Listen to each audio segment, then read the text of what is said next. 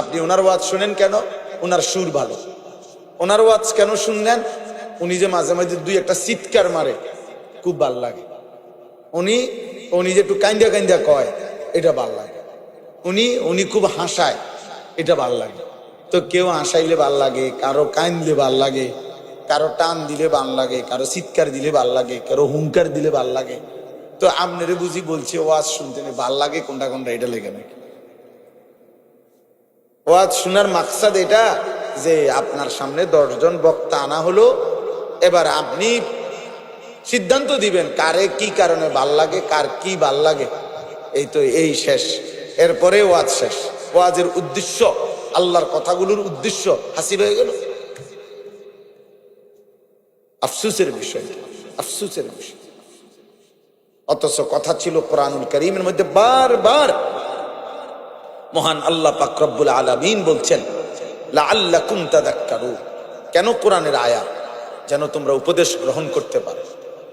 আল্লাহ বলছে কেন পূর্ববর্তী জাতির ঘটনা বলি, লাআল্লাহুম ইয়াতাফাক্কারুন, আমার বান্দারা যেন ভাবতে পারে, ফিকির করতে পারে, ফিকির যেন করে। আল্লাহ বলছেন ইয়াইযুকুম লাআল্লাকুম তাযাক্কারুন, আমি আল্লাহই ওয়াজ করছি কেন? যেন তোমরা উপদেশ গ্রহণ করতে পারো। ইন্না ফি যালিকা লাআয়াতিন লিকাওমিন ইয়াতাফাক্কারুন, নিশ্চয়ই আমার কোরআনের মধ্যে আমার ফিকিরমান যারা বুদ্ধি বিবেচনা বোধ কিছুটা ভাবে, তাদের জন্য বড় বেশি নিদর্শন রয়েছে। আল্লাহ বলছে লাআল্লাহুম ইয়াত্তাকুন, যেন তারা মুত্তাকি হইতে পারে। লাআল্লাকুম তাত্তাকুন, যেন তোমরা মুত্তাকি আল্লাহ ভীরু হইতে পারো। এই কথাটা বারবার কোরআন শরীফে আছে। এজন্য যুগে যুগে মহান আল্লাহ পাক মানুষের হেদায়েতের জন্য দুইটা জিনিস রাখছে। একটা হলো কিতাবুল্লাহ, আসমানি কিতাব, আর একটা হলো রিজালুল্লাহ, আল্লাহর পক্ষ থেকে মনোনীত বান্দা। কখনো নবী রাসূল, কখনো উলামায়ে কেরাম। এই দুইটা একসাথে না থাকলে কারো জীবনে আর হেদায়েত হয়। শুধু বই পড়ে, শুধু ধর্মীয় বইয়ে পড়ে মনে করে, কিন্তু নিজে নিজে পড়ে, নিজে নিজে ব্যাখ্যা করে, নিজে নিজে বুঝতে চেষ্টা করে, ওই বেচারা হেদায়েত পায় না, এমনি পড়ে আর কি। আবার কোন ব্যক্তিকে অনুসরণ করে, কিন্তু উনি কোরআন সুন্নাত থেকে বলুক, নলে আবল তাবল বলুক, যেটা বলুক বলুক, আমি হেরে মানি, এই মানুষও সঠিক পথ পায়। বরং কোরআন এবং সুন্নাহ এবং সাথে ওইটা বুঝে মানে কোরআন সুন্নাহর আলোকে নিজের জীবন গড়েছেন এমন কোন আল্লাহওয়ালা, ওনার তত্ত্বাবধানে, ওনার নিগরানিতে যে মানুষ তার জীবন চালায়, তো আল্লাহ তাআলা তাকে জান্নাতের পথে নিয়ে যায়, হেদায়েত মেলে। এই জন্য এই যে কয়জন বসছেন, জওয়ান ভাই, বয়স্ক বাবা, চাচা, এটা আমাদের জীবনে বোঝা উচিত, প্রত্যেকের এটা বোঝা উচিত। আমার জীবন, আমার ঈমান, আমার আমল, আমার আখলাক, আমার আখিরাত,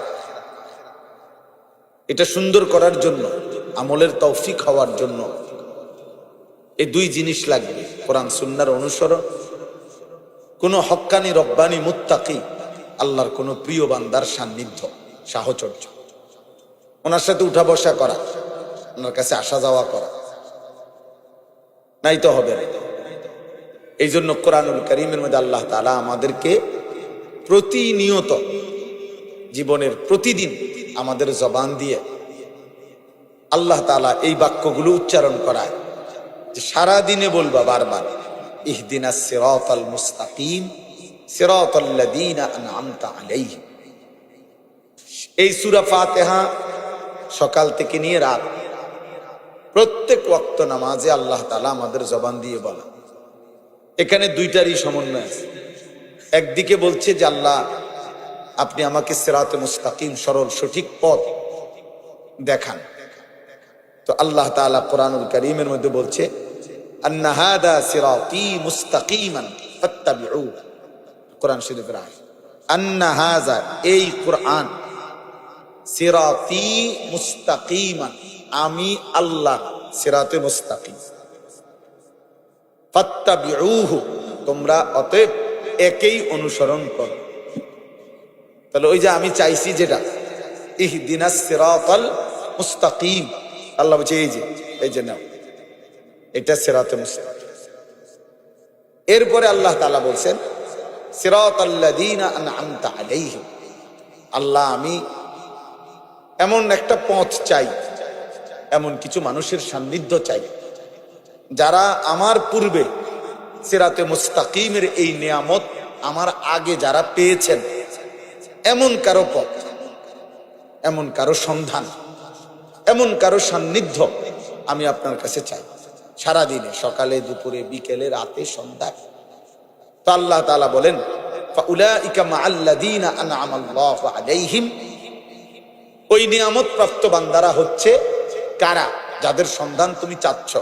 মিনান নাবিয়্যিন, নবীগণ, ওয়াস-সিদ্দীকীন, নবীদের পরে আউলিয়াদের মধ্যে সর্বোচ্চ তবকা সিদ্দিক যারা, তারা, ওয়াস-শুহাদা, আল্লাহর পথে খালেস যারা জীবন দিয়েছে, শাহাদাত বরণ করেছে তারা, ওয়াস-সালিহিন, ঈমান আমলের উপরে পুরা জিন্দেগি তাকওয়ার উপরে কাটায় এমন আল্লাহর নেক বান্দাগণ, তারা।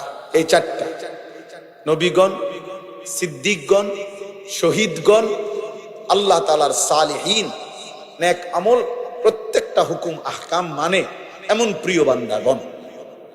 তাইলে আল্লাহ তাআলা বলছেন বান্দা আমি দুইটাই তোমার মুখ দিয়া চাওয়াইলাম, দুইটার সন্ধানই কোরআনে বলে দিলাম। সিরাতে মুস্তাকিম চাচ্ছ তো কোরআন নাও, সিরাতাল্লাযীনা আনআমতা আলাইহিম এটা চাচ্ছ তাহলে নবীর পথ, সিদ্দিকের পথ, শুহাদাদের পথ, সালিহিন আল্লাহর নেক বান্দাদের পথ ধরো, তাহলে ইনশাআল্লাহ তাদের পিছু দিয়ে হলেও জান্নাতে পৌঁছে যাবে।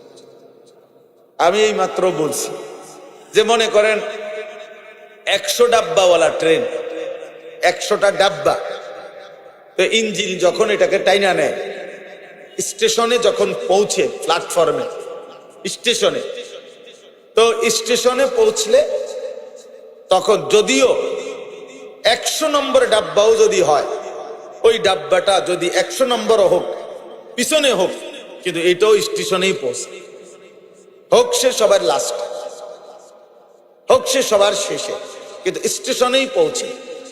তো ঠিক তেমনি ভাবে কেউ যদি নবীর পথ, সিদ্দিকের পথ, শহীদগণের পথ এবং আল্লাহর প্রিয় বান্দা, প্রিয় বান্দা বলতে ঈমান আমল তাকওয়ার উপরে যারা থাকে তাদের পথ ধরে, এবার যদি তার সিরিয়াল 100 কোটিও হয়, 1 লক্ষ কোটি নম্বরও হয়, সবার লাস্টেও হয়, তারপরেও ওই সামনের কাতারের মানুষগুলো যখন জান্নাতে পৌঁছবে, ইনশাআল্লাহ কাতারের শেষ ব্যক্তিটাও জান্নাতেই পৌঁছবে।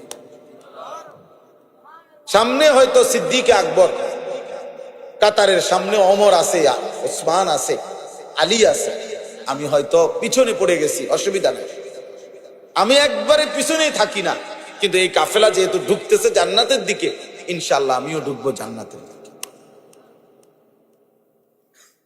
এই জন্য ভাইয়া এইটা হলো মূল মাকসাদ ওয়াজের। এমনিতে নাই তো শুধু কেবল বক্তার বিভিন্ন হালাত যাচাই বাছাই করা অথবা বক্তার বিভিন্ন অবস্থার ভিত্তিতে ওয়াজ শোনা, এটা তেমন উল্লেখযোগ্য কিছু না। আপনি ওনার ওয়াজ শুনেন কেন? ওনার সুর ভালো। ওনার ওয়াজ কেন শুনলেন? উনি যে মাঝে মাঝে দুই একটা চিৎকার মারে, খুব ভাল লাগে। উনি যে একটু কাইন্দা কাইন্দা কয়, এটা ভাল লাগে। উনি খুব হাসায়, এটা ভাল লাগে। তো কেউ হাসাইলে ভাল লাগে, কারো কাইন্দলে ভাল লাগে, কারো টান দিলে ভাল লাগে, কারো চিৎকার দিলে ভাল লাগে, কারো হুঙ্কার দিলে ভাল লাগে। তো আপনারে বুঝি বলছে ওয়াজ শুনতে ভাল লাগে কোনটা কোনটা, এটা লেগে নাকি? ওয়াজ শোনার মাকসাদ এটা যে আপনার সামনে 10 জন বক্তা আনা হলো, এবার আপনি সিদ্ধান্ত দিবেন কারে কি কারণে ভাল লাগে, কার কি ভাল লাগে। এই তো এই শেষ, এরপরে ওয়াজ শেষ। ওয়াজের উদ্দেশ্য, আল্লাহর কথাগুলোর উদ্দেশ্য হাসিল হয়ে গেল। আফসোসের বিষয়, আফসোসের বিষয়। অথচ কথা ছিল কোরআনুল কারীমের মধ্যে বারবার মহান আল্লাহ পাক রব্বুল আলামিন বলছেন লাআল্লাকুম তাযাক্কারুন, কেন কোরআনের আয়াত, যেন তোমরা উপদেশ গ্রহণ করতে পারো। আল্লাহ বলছে কেন পূর্ববর্তী জাতির ঘটনা বলি, লাআল্লাহুম ইয়াতাফাক্কারুন, আমার বান্দারা যেন ভাবতে পারে, ফিকির করতে পারে, ফিকির যেন করে। আল্লাহ বলছেন ইয়াইজুকুম লাআল্লাকুম তাযাক্কারুন, আমি আল্লাহই ওয়াজ করছি, কেন, যেন তোমরা উপদেশ গ্রহণ করতে পারো। ইন্না ফি যালিকা লাআয়াতিন লিকাওমিন ইয়াতাফাক্কারুন, নিশ্চয়ই আমার কোরআনের মধ্যে আমার ফিকিরমান যারা বুদ্ধি বিবেচনা বোধ কিছুটা ভাবে তাদের জন্য বড় বেশি নিদর্শন রয়েছে। আল্লাহ বলছে লাআল্লাহুম ইয়াত্তাকুন, যেন তারা মুত্তাকি হইতে পারে। লাআল্লাকুম তাত্তাকুন, যেন তোমরা মুত্তাকি আল্লাহ ভীরু হইতে পারো। এই কথাটা বারবার কোরআন শরীফে আছে, বিভিন্ন ভাবে আল্লাহ বলছে। কেন কোরআন, কেন কথাগুলো বললাম?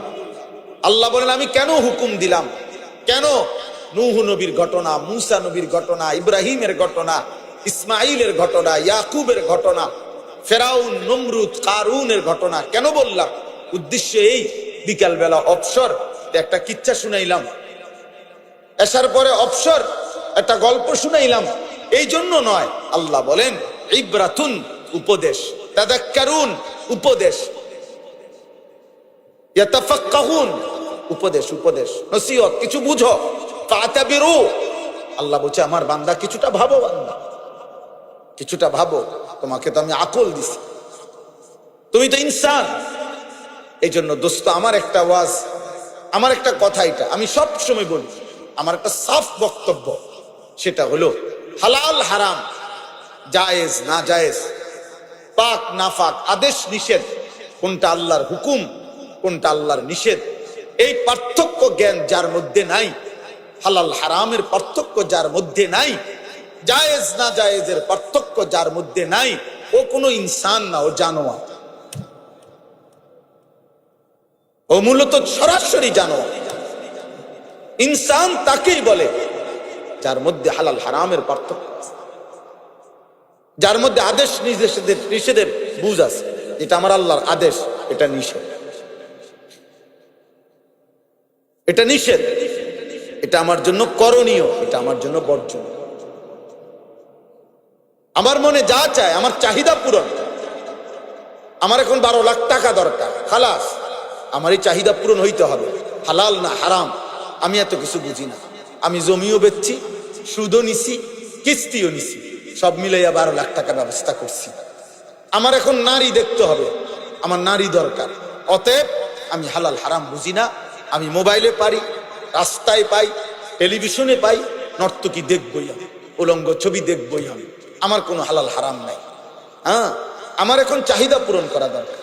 এই যে এই আখলাক, এটা জানোয়ারের আখলাক, এক কথা এটা কুত্তার আখলাক, কুত্তার আখলাক,